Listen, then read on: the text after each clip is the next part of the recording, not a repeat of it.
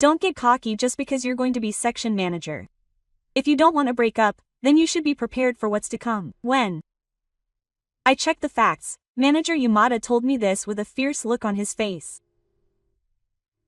What exactly do you mean by prepared? When I asked, Manager Yamada gave an awkward smile and left the scene. I thought he was just talking, but I never imagined I'd end up going through something like this.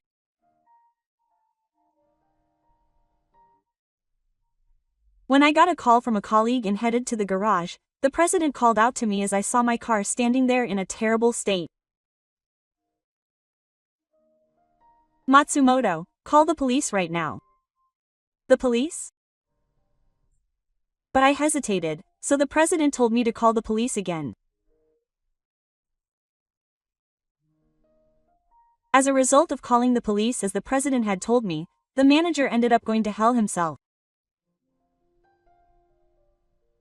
My name is Matsumoto Masaharu, 33 years old, and I work for a food manufacturer. I started working at this company right after graduating from high school and was assigned to the sales department. It's been 15 years since then. The company I work for is fairly well known in the local area and is quite large. When I first joined the company, I had a hard time with my sales skills, but now I have clients and my performance has improved year after year. This is all the result of my hard work. You really are our ace. Politics is all about hard work. We should follow their example. My colleagues and superiors also appreciate my hard work. The people in the sales department are all nice people, and the full Cub employees have been kind to me since I first joined. President Samura also seems to have high expectations for me, and he gives me a stern warning whenever I look nervous. Matsumoto, you've been working hard lately. I'm looking forward to your continued growth. When the president says that, I feel like I have to work even harder. I'm satisfied with my work, but I'm also enjoying my personal life to a certain extent.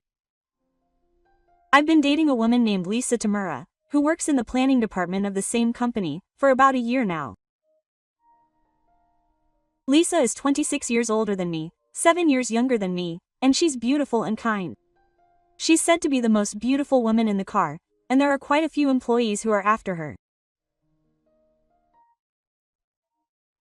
I was one of them, and when I confessed to Lisa on a whim, she said yes as a friend, and we ended up dating. I like how kind and honest Seiji is. We've been dating for a year now, and Ri often says that to me. I was living a pretty fulfilling life, both at work and in my personal life, but I never imagined I'd end up getting caught up in something like this. I'm in a privileged position, but there's one thing that worries me. It's about my immediate supervisor, Manager Yamada. For some reason, the manager is using me the wrong way. If he's been disliked since I first joined the company, I think he doesn't like me, but he only started treating me the wrong way about 6 months ago. He ignores me when I say hello, and when I talk to him about work, he's cold and distant. And if I make even the smallest mistake, he treats me like I'm inferior. Can't this piece of trash even do his job properly? When other people make mistakes, he just tells them to be careful next time, but he yells at me no matter how small my mistake is. It's my fault for making mistakes, but I feel uncomfortable being treated differently from my colleagues. Did you do something to Manager Matsumoto? Are you the only one who seems to be harsh to him? It seemed that not only I but also my colleagues were concerned about this. My colleagues told me that they couldn't help but think that I had done something wrong, but I have absolutely no recollection of ever saying or doing anything rude to the manager. His attitude was so different from that of the others that I once asked the manager himself if I had done anything rude. When I did, the manager glared at me sharply and gave me a small sigh. I had to think with my limited brain. I couldn't find the words to respond to what he said. I also consulted with Mr. Lee, who works at a stock company, about the manager, and he said that manager Yamato always seems like a nice person with a smile on his face, but you can't judge a person by their appearance. When I heard that he was kind to the people at Tadokoro, it seemed that I was the only one the manager was harsh to. Still, there was nothing I could do, so I tried not to think about the manager's situation. One day, the president called me into his office. I headed there, worried that after the manager, I would be the president. Sorry to bother you while you were working. No, what exactly is the story? Did I do something wrong? When I timidly asked the president, he said, "Don't be so stiff." The president burst out laughing. Actually, the section chief is retiring to go independent. I'd like Matsumoto to take his place after that, quote. Or something like that. Does that mean I'll be the section chief? Yes, that's right. We discussed it among the executives, and it was decided that Matsumoto would be the best. It all depends on your answer. What do you think? Suddenly, I was offered a promotion. I'm still in my early 30s and I'm immature, so I think there are more capable people than me. But I can't waste this chance that has come my way. I replied on the spot, "I'll take care of you," and the president nodded with a smile. The day after the president told me about his cowardice, the section chief told everyone in the department about his retirement and my promotion to section chief. My colleagues were happy. They all said in unison that Matsumoto was the right person for the job. However, amidst the celebratory mood, there was only one person who looked as if he had bitten off a bug. It was the section chief. The section chief's expression bothered me a little, but I didn't care too much because Shoshin was happy. I immediately reported the Shoshin incident to Riza. "Congratulations, Seiji-kun, you've been working really hard." Riza was happy for me, but her expression was somehow gloomy. I thought something unpleasant had happened at work, so I asked Riza if something had happened. "Sorry for bringing this up at a time like this. Actually, someone has been following me lately." Lisa began to talk about her current situation while shedding tears. She said that she had felt like someone was watching her for about a month, but recently it had gotten worse and they were even following her at home. Lisa said that she realized that someone had found out where she lived when she noticed that they were putting letters in her mailbox. The contents of the letters were either behavioral, such as saying things like, "I love you," or "You're cute," or aggressive, such as saying things like, "Break up with Matsumoto," or "Matsumoto is the worst kind of man." I sometimes feel people's eyes on me at work, and since they know Seiji-kun's name, I think they're from the company. I was so scared.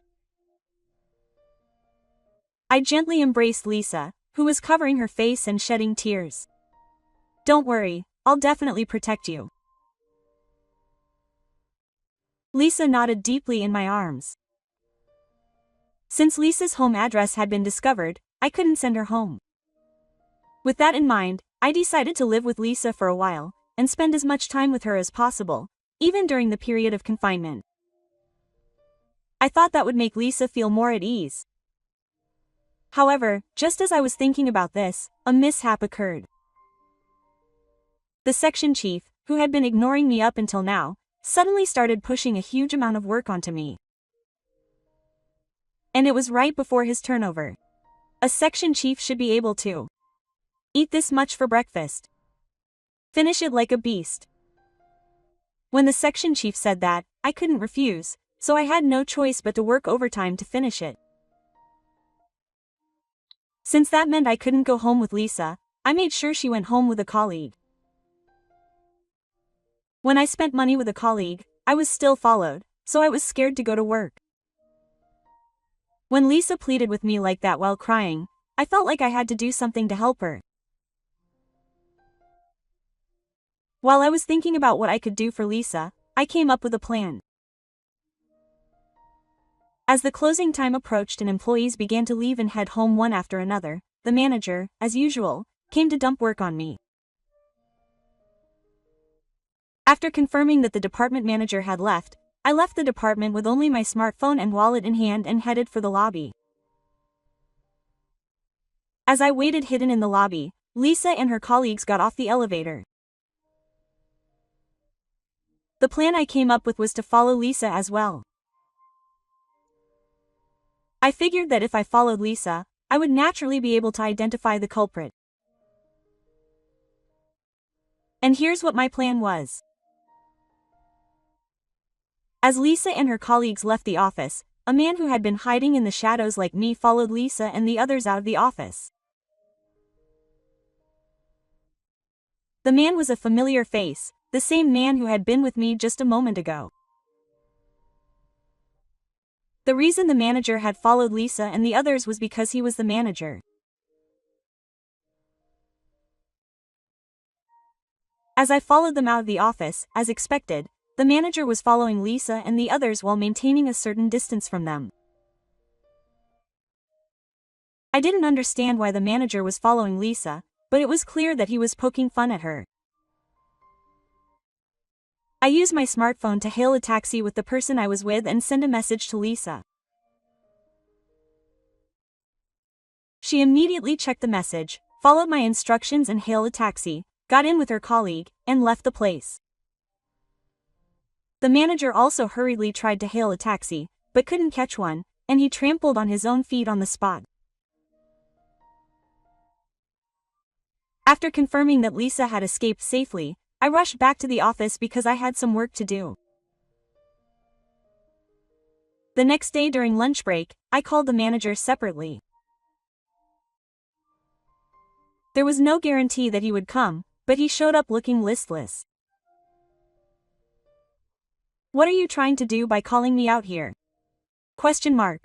"I'm busy, unlike you."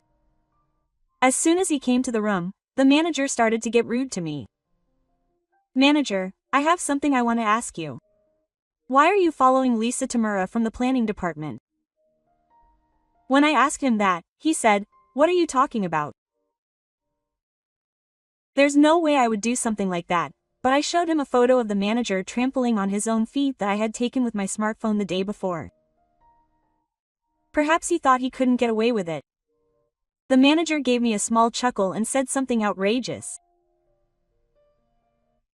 "Lisa is no match for a scumbag like you. A dandy guy like me, who graduated from college, is seeing her, and you're stealing her away." From what I've heard from the section chief, he's been eyeing Lisa for a long time. At first, he just thought she was a cute girl, but about half a year ago, they had some work-related encounters, and that's when he started having sex with Lisa. And he was thinking of asking Lisa out to dinner. He heard that Lisa and I were dating. That's probably why the section chief started using me.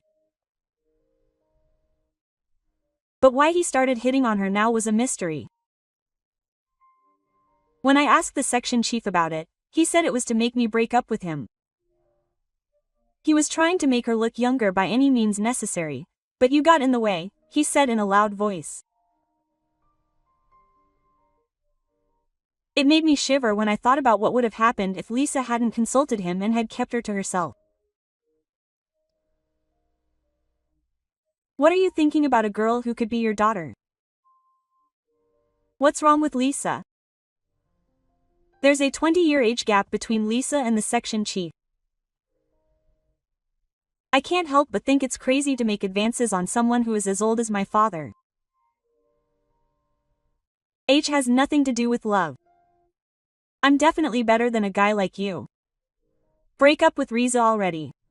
No matter what anyone says, I have no intention of breaking up with her. Oya is planning to get married. When I offered a lower price, the section chief became a demon and yelled at me. Don't get cocky just because you're going to be section chief. If you have no intention of breaking up, be prepared for the consequences. What exactly do you mean by prepared? When I asked him that, the section chief gave an awkward smile and left the place. And that day, my hellish days began. In addition to the enormous workload, the section chief began harassing me. He usually hardly answers the phone, but he answers the phone before the new employees and deliberately doesn't tell them when the call is meant for me.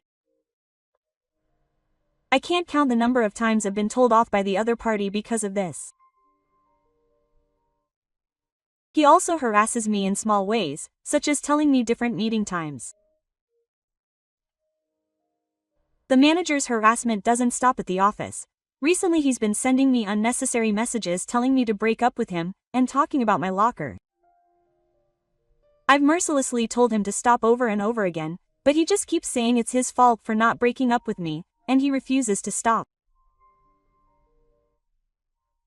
I told Risagi that it was the manager who was wearing the mooncloak, but I couldn't tell him that I was currently being harassed. He's a kind person, so I figured that if he found out I was being harassed, he'd probably break up with me, so I just had to put up with it. But as I continued living like this, I finally reached my limit. Perhaps because I was living a tense life due to the harassment, I gradually lost my appetite and couldn't sleep properly. As a result, I couldn't think straight, and I started making more mistakes at work. Because of this, I was sometimes scolded by the manager and the president, and I started to hate the job I loved more and more. My worried colleagues would ask me if I had something on my mind, but I couldn't bring myself to talk to him about it because I was afraid of the manager's retaliation. There was no way I could protect my precious girlfriend in this state. Lacking a proper train of thought, I decided to tell Riza the reason and break up with her. Okay. Seiji-kun has been acting strange lately. He was being harassed because of me. He accepted the breakup with tears streaming down her face. I couldn't even hug Riza as she wept, wishing she hadn't dated me. I had no choice but to accept the reality, even though I thought it was too much for us to break up like this since we both loved each other. But then a certain weather came for me. The day arrived when my section chief retired and I was to become section chief. I was so happy, but now I even wonder if I should be section chief in this state. My section chief, carrying a bunch of flowers, told me to take care of him, and my colleagues asked me to go out for drinks to celebrate. I gave a loving smile and nodded. Matsumoto-kun, from now on, I'll work even harder than before. When the president said that to me, I replied with a weak yes. Then, the section chief, smiling, approached me and handed me a small gift. Sayaka, this is a small gift from me. It's special, so please give it to me at home. The section chief's smile looked suspicious to me, but I couldn't refuse it since everyone was there, so I thanked the section chief and accepted the package. Yamada-kun, you're quite thoughtful. When the president said that, the section chief replied with a not-so-impressive expression, he's an important subordinate after all. The section chief's words made me want to give up. After seeing the section chief off, I headed to the emergency room with the package. Since I was the only one in the emergency room, I gave him the package I had just received, but after checking the contents, I immediately threw it into the emergency room's trash can. Matsumoto-kun, what on earth are you doing? As I was about to leave the emergency room, the president, who had changed his mind, approached me. It seems that the president saw me throwing away the package the section chief had given me. What were you thinking, throwing it away when the section chief gave it to you? Don't you know any manners? The president said to me after picking up the package, so I replied in a weak voice, have you checked the contents? The president then began to check the contents of the package, but the moment he opened it, he let out a small scream. What on earth is this? Why is Wagon here? Quote. The president asked me with a straight face. The package the section chief handed me contained a headless fish and a piece of A4 paper with the words, if you don't break up, you'll suffer the same fate, written in red letters. The president, who couldn't comprehend the situation, was perplexed and froze as he stared at the contents of the package. So the president and I moved to the president's office, where I explained in detail the section chief's past harassment and his harassing of Lisa. At first, the president was reluctant to believe it, but when I showed him evidence such as photos and messages, he convinced me. The president also said he wanted to hear more details from Lisa, so I asked him to come to the president's office and had Lisa explain things to me, but as he listened to me, his expression gradually changed to that of a young man. And while we were having that conversation, a colleague called me in a panic. Matsumoto, where are you now? I told my panicked colleague that I was in the president's office talking to him. Then he said, your car is in big trouble. I'll come to the garage right away. Quote. As soon as I hung up the phone, I headed to the garage with the president and Lisa, and there I found my beloved car parked there in a terrible state. I usually commute by train, but sometimes my car breaks down if I don't move it, so I commute by car 12 times a week. And today happened to be my day off by car. About 30% of the people at my company commute by car, so I parked my car in the garage with the people who drive, but my car was the only one that was damaged. Apparently, a colleague who happened to be planning to go out on a sales call discovered my car in a terrible state when he was about to get in. It was dented all over, probably from scratches or tools. It was in a terrible state. It wasn't scratched at all when I came to work in the morning, so it was probably someone in the car who damaged it. I was staring at the car, but I couldn't think of anyone other than my subordinate who had damaged my car, but without evidence there was nothing I could do. Matsumoto, call the police. The president told me to call the police as I held my head in my hands.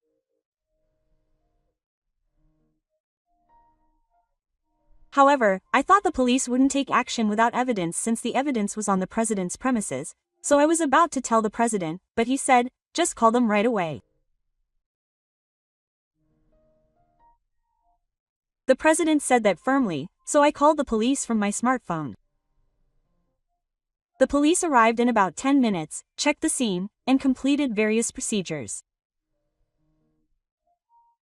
After dealing with the police, I returned to the sales department. Was I fired right after becoming a section manager? Where on earth were you selling oil? ? The section manager started talking badly to me as soon as I got back. The president has no taste for making someone like this a section manager. He started hurling abusive language at me from his desk so I could hear him. I had been in the garage for a bit, so when I said that, the section manager smiled awkwardly. It's because you get cocky and come to work on your own that you get hurt. A piece of trash like you can just take the train. How does the manager know that my car was damaged? When I replied to the manager's question, he said in a panicked voice, "What, you just said that?" I only said that I went to the garage. When did I say that it was damaged? You don't need to ask that. A car can be damaged, after all. The manager said this confidently, but his voice was shaking, probably because he was panicking. There are various possibilities, such as bumping into something or hitting it yourself. Since you're the one who damaged it, you should know. Before, I wasn't in a state where I could speak so clearly to the manager, but now I have nothing to fear. I said this while looking him in the eye. Then the manager turned red in the face and confronted me, saying that I had sabotaged my honor even though there was no evidence. So I decided to tell my subordinate the truth. I have evidence. The security camera in the garage clearly captured the manager damaging my car. There was no such thing on the security camera, and, as the manager said, there were no security cameras in the garage. 2 days ago, there had been a lot of car break-ins in this area recently, so the manager had asked a contractor to install security equipment in the garage 2 days before. Since it had happened 2 days ago, the employees had not yet been informed, and only the president and the accounting staff knew about it. After calling the police, the president immediately informed the police about the existence of the security camera, and when the police checked the footage, it clearly showed the manager damaging my car. The president may have told them to call the police immediately because of the security camera.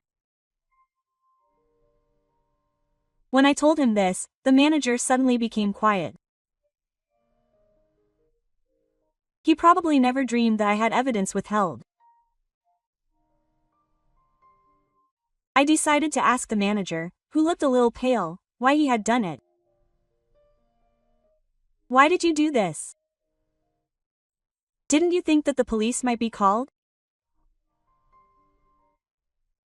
When I said this, the manager grabbed me with a red face, even though there were other employees around. It's because you won't break up with Lisa. I'm a better match for you, but you kept tying me to Lisa, so I ended up damaging your precious car. It's all your fault. The section chief must have known that my hobby was cars, and he must have thought that if he damaged my precious car, I'd be shocked and break up with Lisa. I threw the contents of the package I received from the section chief onto the floor, and asked the section chief if I had given it to him to break up with her. Screams erupted throughout the department. That's to be expected. Anyone would be scared if they saw a headless mermaid lying on the floor. That's right. If you don't want to go through the same thing, break up with Sa-chan immediately and give her to me. When I told the section chief that we had already broken up, he looked like a pigeon that had been hit by a beanbag. If you're broken up with, just tell me already. The section chief got angry as soon as he found out that we had broken up. I decided to confront the section chief with reality. Even if you break up with me, there's no way you'll be with me. Who would want to date someone who's been following them around? Especially a guy who's almost as old as your parents. When I said that, the manager started acting all mad again. Who are you talking to? I'll fire someone like you right away. If I ask the president, he'll fire a piece of trash like you right away. The manager said this to me, but at the same time the door to the sales department opened. The moment the door opened and the manager saw the person who entered, his expression turned completely blank. You're the one who's going to be fired. The people who entered were the president and Lisa. Lisa and the manager looked at the president with cold eyes. I'm disappointed in you. You confronted Tamura-kun and harassed Matsumoto-kun. And to think you'd even commit a crime. President, there must be a deeper reason for this. I came here to save Lisa from a piece of trash. The manager tried to make some nonsensical excuse to the president, but Riza stopped him. It's disgusting. Who would date someone like you? I hate people like you. I intend to file a lawsuit based on the evidence regarding the incident where he was caught in a rut, so be prepared. When the section chief learned that Osamu hated him, he groaned on the spot with a look on his face as if the world was ending. However, the section chief's hell was just beginning. Oh, I'll leave this to the police, so please reflect on your actions. When I said that, the section chief's face turned even paler. At the same time, the president called in a number of police officers who had been waiting on the other side of the door.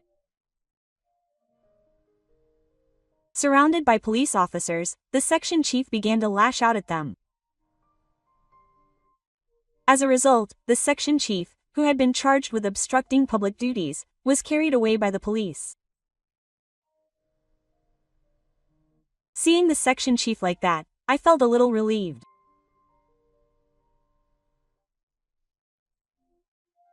The section chief had committed many crimes, including harassing Lisa, causing trouble for me, and damaging the car, but his parents came all the way from the countryside and begged him to accept the verdict, so this time I decided to accept the verdict in front of his parents. Seeing his parents, who were in their 70s, desperately bowing their heads, made both the president and I feel a pang in our hearts. The amount of trouble I caused to Risa and myself, and the cost of repairing my car, was paid in full by my parents, but it was quite a large sum, so they must have had a hard time collecting the money. After that, the section chief returned to the countryside and worked at his parents' house to repay the money he had paid. He will probably have to take care of his parents in the near future, and even if he can repay the debt, the future that awaits him will be extremely difficult. I hope he will accept his actions and do his best. After that, I regained my former energy. As a section chief, I am working hard and competing with the new section chief. I also got back together with Lisa, whom I had broken up with once before. I figured that we would not have broken up if it hadn't been for the section chief, so I worked up the courage to confess to her for the second time. I'm happy. After all, Seiji is the only one for me. When I confessed to her for the second time, Lisa told me this with tears of joy in her eyes. I vowed to myself that I would never let go of her hand again. No matter what difficulties I face in the future, I know that I can overcome them with Lisa.